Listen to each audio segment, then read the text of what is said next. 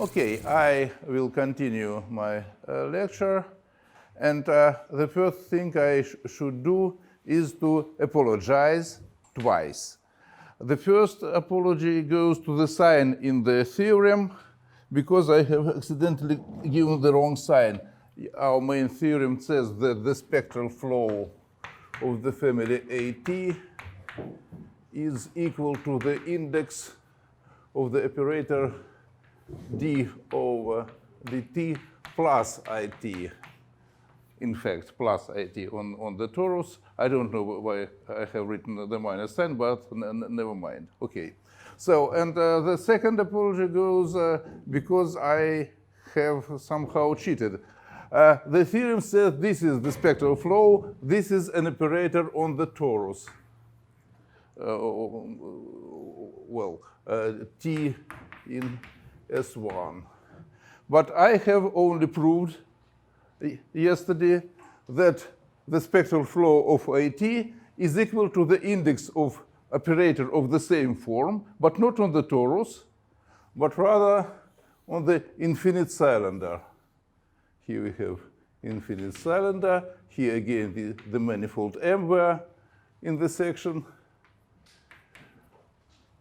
Here the variable t varies on the infinite interval, so we have here, say 0, say 1. Here, on this interval from 0 to 1, AT varies, and here further to the right, and here further to the left, AT is just constant. Here, AT, here A1, here A0. So now I will just finish the proof.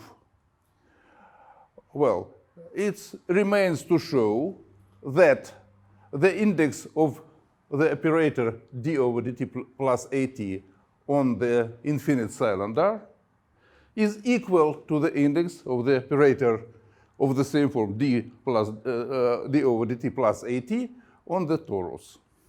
So, well, let me draw the corresponding picture in maybe a little bit larger. So here we have the cylinder. Here we have the torus.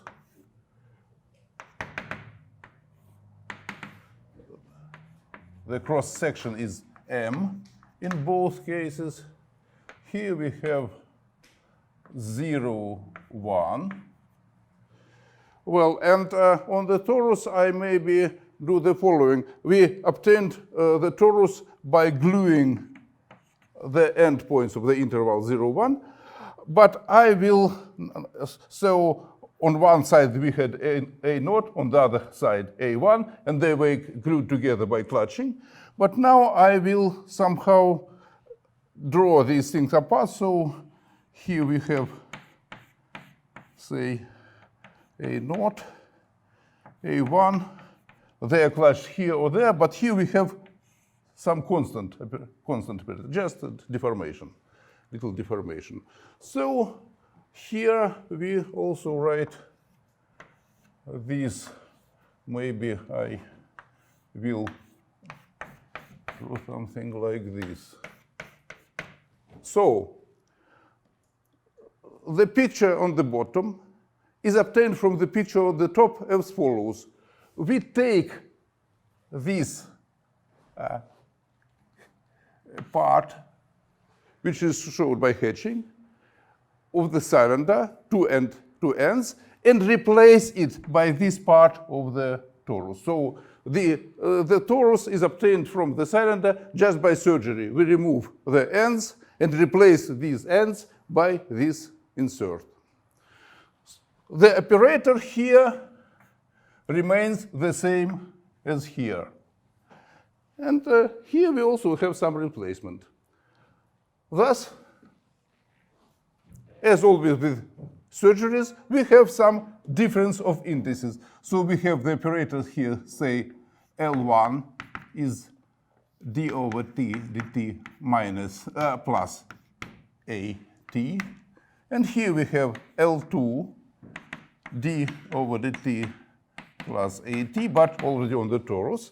And as a result of this surgery, we get a difference in the indices. Delta is the index of L1 minus index of L2. Our task is to prove that the difference is in fact 0.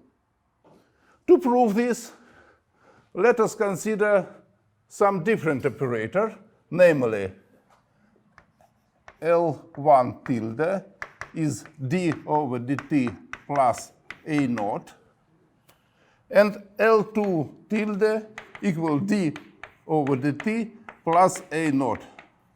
So no dependence on... It's the same. A naught and a naught. Yes, it's the same, but this is on the cylinder and this is on the torus. The only difference. So the index of both operators is 0. This is very easy to prove by separation of variables. The index is 0. Here is 0 index, and here the index is 0. And these operators are obtained from one another by the same surgery. By the same surgery. We cut off the ends and replace here. Now we remember the index localization principle, which I explained in the previous lecture. The difference of the indices depends only on what happens where surgery is made, not away from it. So our operators L tilde 1 and L1 coincide on the hedged parts. These operators also coincide on the hedged part. The only difference is here inside. So the indices of both tilde operators is 0. So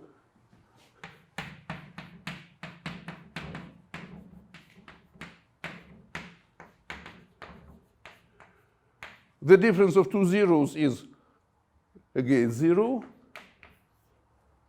And this actually completes the proof. So this just shows how powerful this technique of index localization is. To prove that the indices of these two operators coincide, we take much simpler operators for which we can compute the index explicitly, and then we get this. So now the proof, or maybe more precisely, sketch of proof of this theorem is complete. And we finally see why I bothered with the index localization principle at all. It is a key ingredient in the proof, in fact, in this kind of proof. Okay. So that was the final part of the proof of this theorem. And now I will proceed to some examples concerning the spectral flow and its applications. Well, the first example is very simple. I will just illustrate this theorem with the example of the operator I have started with when considering the spectral flow. So we have the operator AT equal to minus I d over d phi plus t. I omit the 1/2 for now because now it is not important to us. Phi, where is on the circle S1. So this is a family of operators in L2 of S1 into itself. And we have already seen that the spectral flow of this family is equal to 1 as t varies from 0 to 1. Well, now I will construct the corresponding operator on the torus and explicitly compute its index and show that it is the same. It is a very simple but maybe instructive exercise. Well, so our operator L on the torus will be d over dt plus at, or d over dt minus I d over d phi plus t. And this is on the torus, So if this is t equals to 0, this is t equal to 1, and here our operators do not match exactly. T is equal to 0 and t is equal to 1. And to make them glue together into a continuous and smooth operator, we need to do some changes in the bundle in which they act. The bundle is trivial, of course. It is just the trivial bundle with the fiber C complex plane. Well, but we have the following. A1 is e to the power minus I phi, A naught, e to the power I phi. Obviously, if this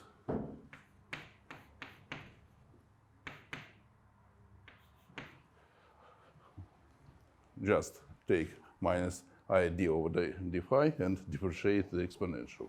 Well, so it is unitarily equivalent to A1, as is always in our constructions. Well, and we wish to glue them together. Let me make this visual. So here we have t equal to 1. Here we have t equal to 0. So here we have A1, A naught. And now let me denote the function here on which the operator acts by u naught, and here by u1. So clutching is, we write that u1 is some unitary operator, in fact, just a bundle homomorphism, u naught. And we wish that then A u1 is be equal A1 u1 be equal to W A naught U naught. This is our idea of clutching so that the operators glue together. Yeah. Well, okay. Then we have this formula. I write it in a different way. E to the power minus I phi A naught e to the power I phi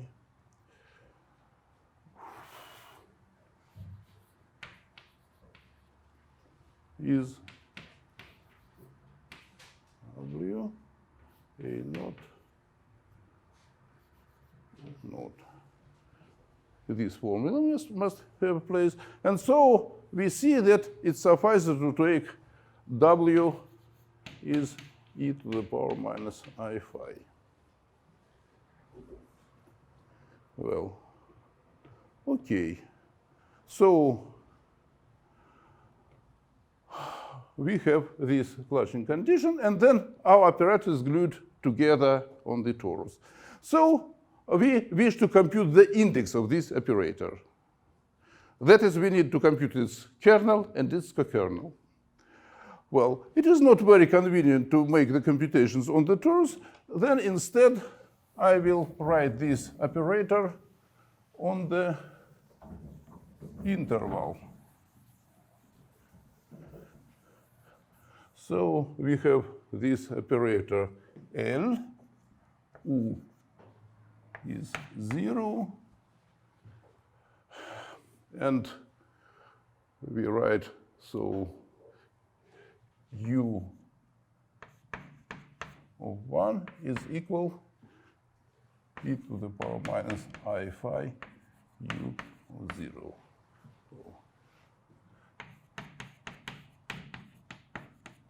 I don't write the argument phi here, only the argument t. So instead of the problem on the torus, we can consider the problem on the interval, but with this non-local boundary condition relating the beginning and the end. Our operator has the following form. L is d over dt minus I phi plus some lower order term, depending on what coordinates we use to write the operator. But if we wish to compute the index of this operator, then this lower order term is completely inessential. We can just drop it out. The index doesn't change. So we need to, in fact, to compute the index of this operator on the product S1 times not 1, here the variable phi, here the variable t.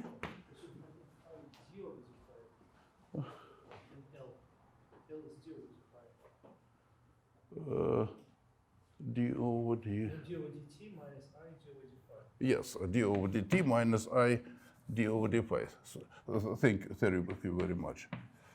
I don't know why. Okay, so this operator on this cylinder with these boundary conditions. Well, so the solutions of Lu is 0 have the form sum Cn e to the power n t minus I phi. Just the Fourier series in phi, okay?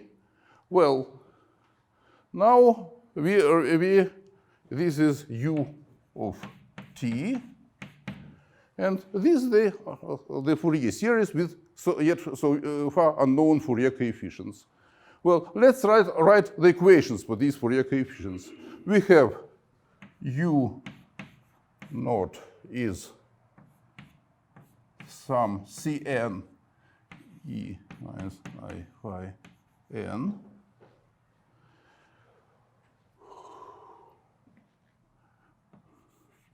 u1 is sum Cn e to the power of n e minus I phi n.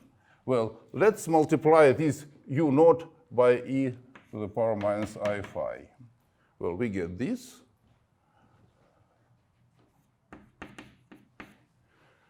Well, is Cn plus sum Cn plus Cn minus 1 e to the power minus I phi n. And so we get the following. Cn minus 1 is equal to the power e to the power of n Cn. Well, these are the equations which determine all the Fourier coefficients up to a constant. Okay?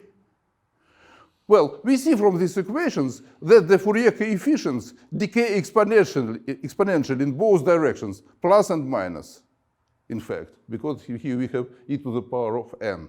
Yeah? So if we let n go to plus infinity, we have exponential decay. We have n go to minus infinity, we again have exponential decay. Sorry? We can't understand. Why? Why? Well, perhaps I should explain then. So we have this equation. Cn is equal to e power minus n Cn minus 1. Yeah, okay? So if we take one coefficient is always arbitrary. In one direction, it's clear, but by implications. well, in another direction. Well, so C, well, let n be negative, yes? C, well, right, minus k, it's e to the power of k, C minus k minus 1, yes? Well, I just take n equal to minus k. Well, or C minus k minus 1 is e to the power of minus k, C minus k. So when we move to the left, here k again goes to plus infinity. The coefficients decay again. Strange as it may seem, well, when in the morning I wrote down this example, I already been puzzled at this stage and wondered whether maybe I made some mistake in computation, because how could the solution decay in both directions? Nevertheless, it can.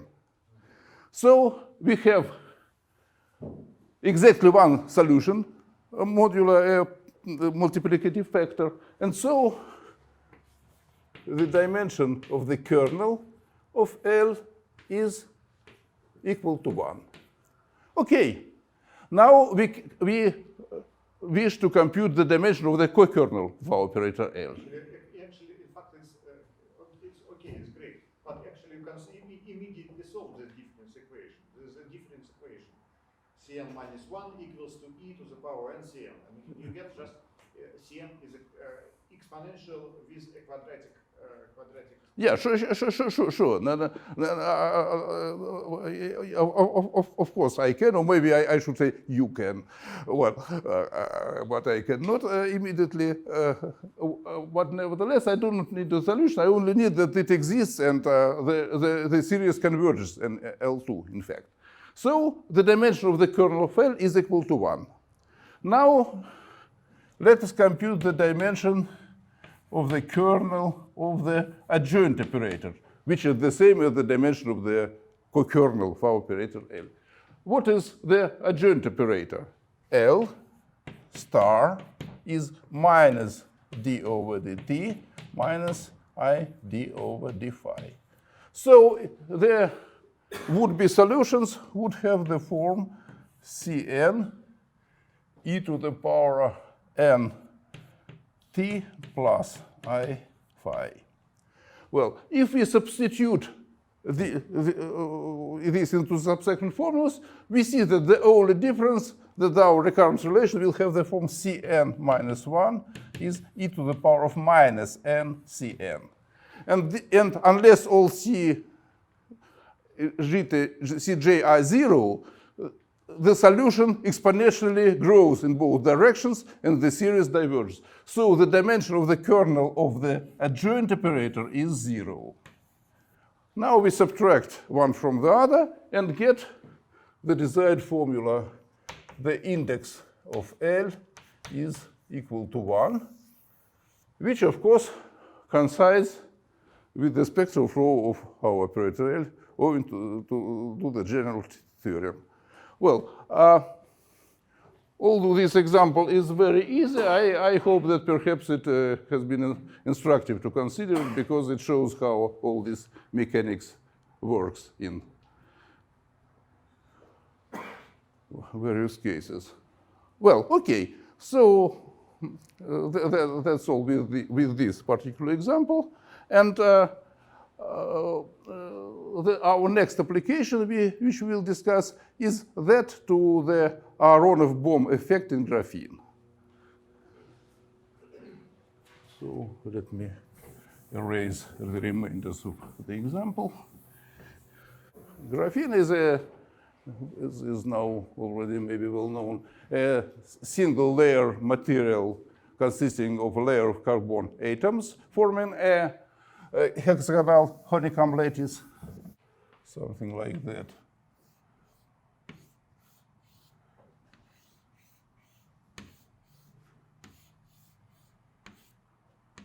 So this is the graphene lattice.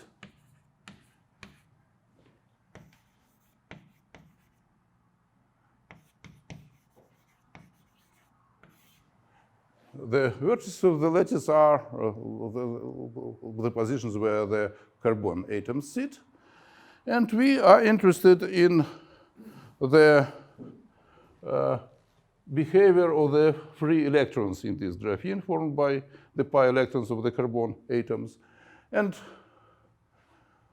there are, in fact, many levels of physical description of this, of the Hamiltonian for the graphene, but we will be interested only in two of them. The first is known as the tight binding approximation.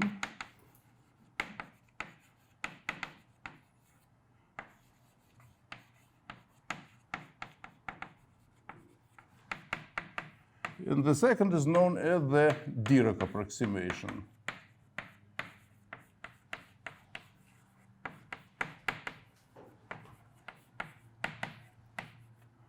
Well, let me start from the first approximation. In this approximation, it is assumed that the electrons always reside at some vertex of the lattice.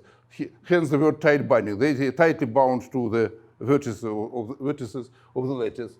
And so, if I denote the lattice, say, by L,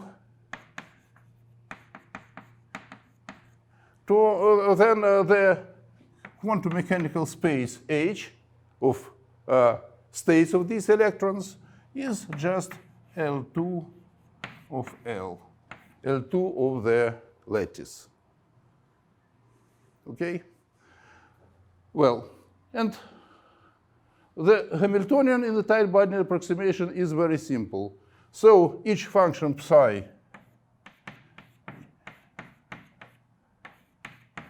is a function on the lattice, and so the Hamiltonian, maybe I should use calligraphic letter here to distinguish from the Hamiltonian. Hamiltonian, it has the following form. H psi of x is the sum of psi of y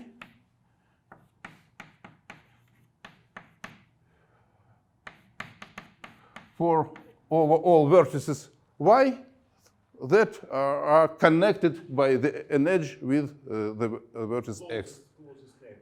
The nearest, over the nearest neighbors, exactly. So if this is x, then the sum will be over these three vertices. So it not exactly. Different Laplacian. By definition, it's just different. Here comes some complications. It might be called by definition a difference Laplacian, and this name might be good for, say, in some situations for, say, one-dimensional or configuration. But in this configuration, this operator is not positive definite, unfortunately. And so, in my opinion, I would say, in my humble opinion, it would better be called the lattice Dirac operator, as we shall see shortly. But nevertheless, well, okay, this is this operator. And here we see that the vertices of the lattice naturally split into two classes. One is sublattice A, and the other is sublattice B, two triangular lattices. So each vertex of A has three vertices of B as nearest neighbor, and vice versa. So the elementary configuration might look as follows. Here, say B, A,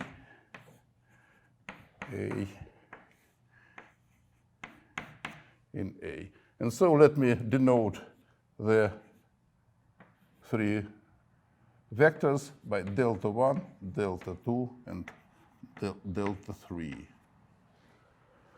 Well, because the lattice naturally splits into two triangular lattices, it is natural to split the psi function itself into two functions and write psi is equal to psi, well, we write so psi A, where the first component is defined on the sublattice B, and the second component is defined on sublattice A. So they are defined in different points, in fact, not at the same points. But nevertheless, well, now if we have this operator P minus I d over dx, where x is x1, x2, well, then we can write this Hamiltonian H hat as follows.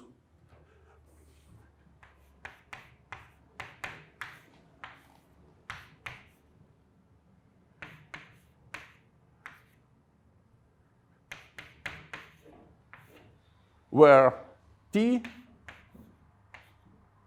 is equal to sum Gj from 1 to 3 e to the power I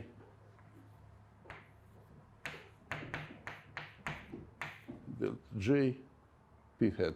This is just the operator of translation by the vector delta j, and so this is our operator T, and here we have the adjoint of T, because if we replace B with A and vice versa, then the directions will change to the opposite, of course.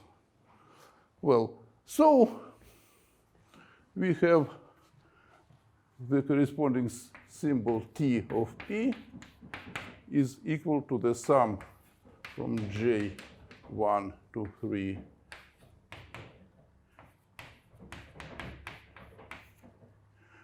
well, and if we draw the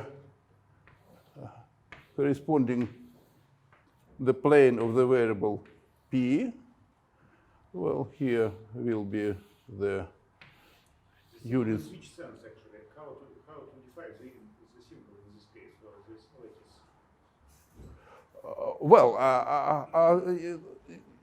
lattice? This is, I guess, an abstract question for physicists, how to define the symbol. The physicists know that this operator is the operator of translation.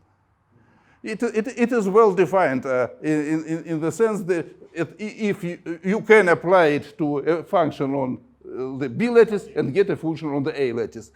This operator you can apply to a function on the A lattice and get a function on the B lattice. No one seemingly is bothered with how to define the general calculus of operators on such lattice, because it is not, in fact, needed. In H hat hasn't there any other terms, potential terms or something like that? No. In the unperturbed state, it has no other terms, but shortly we will introduce a magnetic field, and then it will get some terms. Well, okay. So the important thing is that in the p-plane there are 2 points in each cell, k and k prime, where the Hamiltonian is 0. The Hamiltonian is 0. Well, okay. This is what we have. And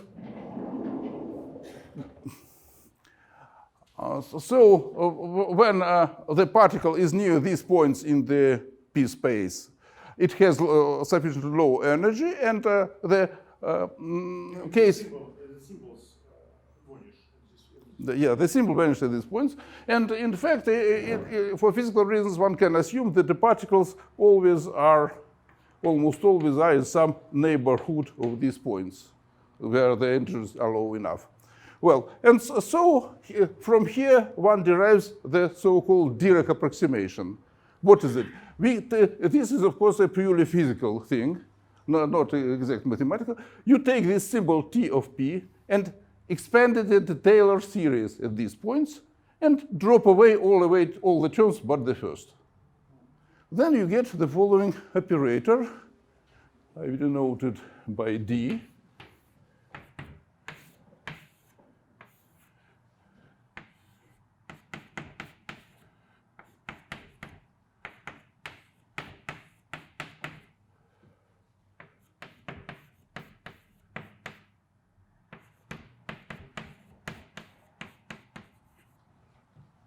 If we substitute the differentiations for P.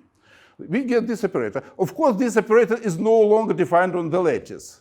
So in this approximation, physicists assume that the psi function of the electron is a function of the continuous variable x1, x2. And so we get this operator. It's called the Dirac approximation to the Hamiltonian. In the Dirac approximation, the psi function is a function of the continuous variables, and the Hamiltonian has this form. On the plane. On the plane, or more precisely, on the domain occupied by the graphene flake. We do not have an infinite plane of graphene usually. This is almost impossible to manufacture. So we have just some graphene flake.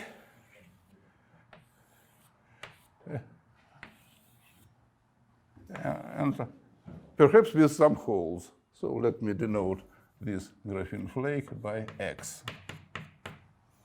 Well, so if we have this graphene flake, then the electron states are defined by this Hamiltonian in the Dirac approximation. Well, and of course, one would like to pose some boundary conditions because there is a boundary. So anytime when there is a boundary, you wish to pose some boundary conditions. So here we might ask the following question. This is a formally self-adjoint operator. Formally self-adjoint operator. What boundary conditions could we pose so to make it a self-adjoint, to obtain a self-adjoint extension? So it is symmetric on finite, compactly supported functions. So what boundary conditions can be posed to make it self-adjoint? I'm afraid if it's formally self-adjoint, that we have minus plus. Yeah, sure. Yeah, as we have learned from the first lecture, I am not very good with plus and minuses. No, this is self-adjoint. Minus I d over dx is self-adjoint in L2, yeah? And without it is anti-self-adjoint, so the minus is exactly here. Well, okay, so to avoid any confusion, I will amend the picture here. So we assume that the boundary of the domain is smooth, of course. Well, okay, so we need to have some boundary conditions to make this operator self-adjoint. And in fact, in 1987, Michael Berry and his colleague Mondragon, I happen not to remember his first name, unfortunately, they invented the boundary conditions and showed that all boundary conditions that make such operator self-adjoint have the form which I write now. As a digression, I would say this is a Dirac type operator, and it is not usual at all for Dirac operators to have well-posed elliptic boundary conditions of local kind. If you take the general Dirac operator, then the usual boundary condition is given by some Calderon projection. This is a projection which acts in the Hilbert space on the boundary. But here, fortunately, in effect, because we have a double of two Dirac operators, it is possible to pose local boundary conditions, and they are as follows. Let this be the normal vector, n of x on the boundary. N of x is n1, n2 components. then the boundary condition has the following form. If we write, say, the function as psi b, psi a, then the boundary condition would have the following form. n1 minus I n2 psi a is equal c of x psi b on the boundary, where c of x is real valued and non-zero. So this is real valued and non-zero, and here we have some complex number which is determined by the normal. This is looks not very symmetric, but if you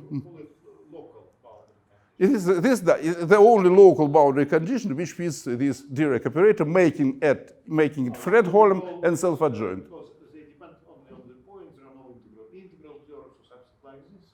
Why local? Yeah. This condition is imposed on the values of the function at points on the boundary. The more general boundary condition for Dirac operator looks something like that.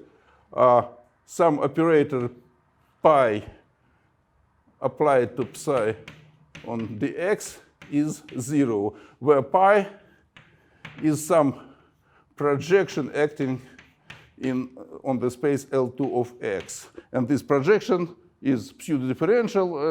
Well, I will not dwell on details, but these are very formidable boundary conditions, which are, however, useful in elliptic theory. But as long as we speak of local conditions, usual boundary conditions, here they are. These are Berry-Mondragon conditions.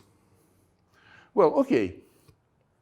So with these boundary conditions, this operator is self-adjoint and Fredholm. It has discrete spectrum, compact resolvent, all that good. Well, now assume that we do the following. Let us start from this operator and then gradually switch on a magnetic field. Well, magnetic field, not arbitrary magnetic field, but our magnetic field will be as follows. First of all, it will be perpendicular to the plane of the graphene flake. Second, it will be 0 on the graphene flake itself. It will be only non-zero in the holes and outside the flake, some magnetic field B. Okay. Well, then we can generate this field B by some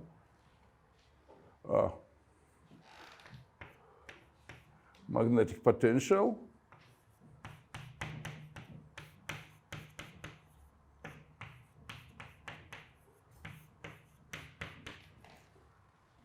Well, okay, and so our Hamiltonian will be, and well, let me gradually switch on this field. So at time t0 it is 0, and then it increases. So in fact, I introduced the factor t here. T equals to 0. No magnetic field at all. T equals to 1, fully switched. Well, and this t is not, by no way, it is a physical time. It is not a physical time. It is slow, adiabatic time. We switch on the field so slowly that all the dynamic effects can be neglected. So we have just a sequence of static states of our. Well, then it is well known that we must, in the presence of the magnetic field, we must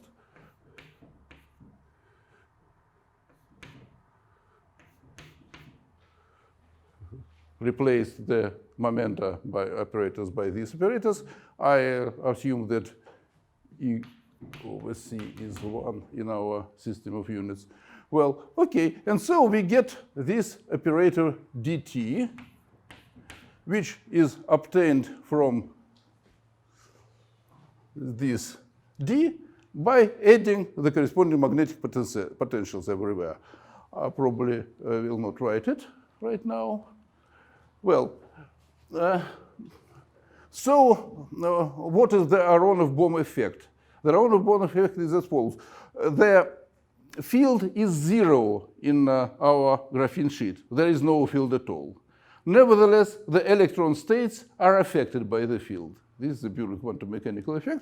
And of course, they are affected because although the field itself is 0, no field there, the potential is not 0. And this leads to changes in the spectrum. Well, locally in the graphene sheet, I can write A is equal to the gradient of some function f locally, just because B is 0 there.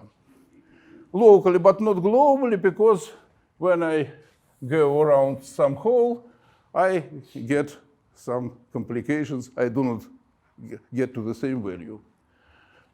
However, assume that the flux of the magnetic field through all the holes is an integer multiple of 2 pi. The flux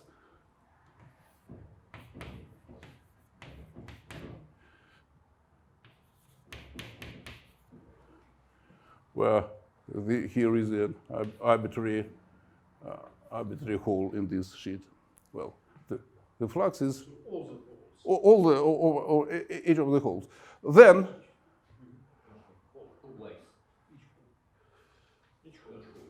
around each hole. Well, maybe I should write so around each hole exactly.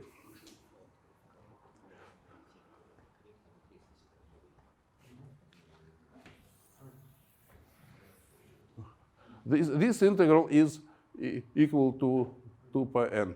Well, then we have the following well-defined function. U of x is e to the power integral a dx. This function is well defined in x. Why? Because integration by parts, Stokes formula, this integral around each hole is a multiple of 2 pi, and the exponentiation kills this difference, so we get a single valued function u of x. Well, let dt be the operator with this magnetic field at time t switched on. Then we can write, I perhaps, well, how I proceed with that? Well, I will write it here. d1 is equal to u z0 u to the power of -1. Because we need, well, maybe the other way around. Because we just need make p plus a from p, and this is exactly made by conjugation with this u. So we have a family of Dirac operators with this magnetic field, and the initial operator of the family and the end operator of the family are related by a unitary transformation, by this gauge transformation, in fact. This is called gauge transformation in electrodynamics. Well, so we have a well-defined spectral flow, which is homotopy invariant, which means the following. If the graphene sheet is somehow distorted, which leads to occurrence of some low-order terms in the Hamiltonian, or maybe in the deformation of the Hamiltonian itself, the spectral flow doesn't change. And what is the physical meaning of this spectral flow? The physical meaning is as follows. The spectrum of this Dirac operator generally is unbounded both directions. It has positive and negative eigenvalues. In the equilibrium state, the negative energy levels are filled, and the positive energy levels are free. So we have some situation. And if there is spectral flow, when switching on the magnetic field, then it either some levels unoccupied occur on the negative side, if the flow is negative, or some occupied levels occur on the positive side. That is, depending on the sign of the spectral flow, we obtain some conductivity. Some conductivity which can be measured in experiments. And so it is very of interest to compute this spectral flow. Well, and now I will state the result. The result is obtained with the use of this theorem I explained. By this theorem, the spectral flow on this graphene sheet can be transformed into the index of some operator on the torus, which has a section of this cross-section with the graphene sheet. So we get the expression of the spectral flow of the index on the torus. Then, by the index localization principle, we can cut this torus into parts, each of which contains exactly one hole. So this procedure reduces the computation to the case of a graphene sheet with exactly one hole. Moreover, by continuous deformation, I can assume that this hole is just an annulus, and that the magnetic field is constant outside this torus. And then computations give that in the case of this simple graphene sheet, they explain how to compute the spectral flow. And now I will write the formula, the general formula which is obtained by sum over the holes. So the spectral flow of the family dt is equal to the sum over all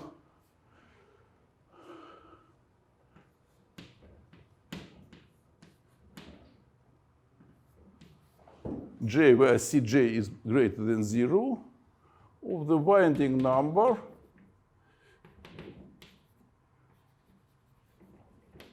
of u of x. So u of x is this function which we constructed from the magnetic potential. Cj are the functions in the Barry-Mondragon boundary conditions. So this function has constant sign on each component of the boundary because it is real and continuous and cannot assume zero values. So we take only the components where it is positive. And then we take the sum of winding numbers over all these holes, or it is the sum of j over Tj 0.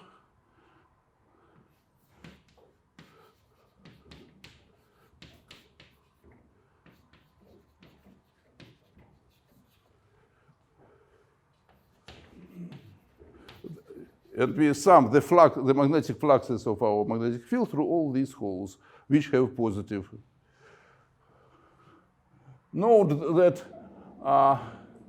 if this function C is positive on all components of the boundary, this would be no good, because the total sum over all j is always 0. But if only some components of the boundary have positive, then we can obtain non-zero magnetic flux. And this opens possibilities for experiments where one can switch on magnetic field, say measure the conductivity, and observe this Aronoff-Bowman effect in practice. Well, okay. So the question, however, remains as follows. This has been done for the Dirac model.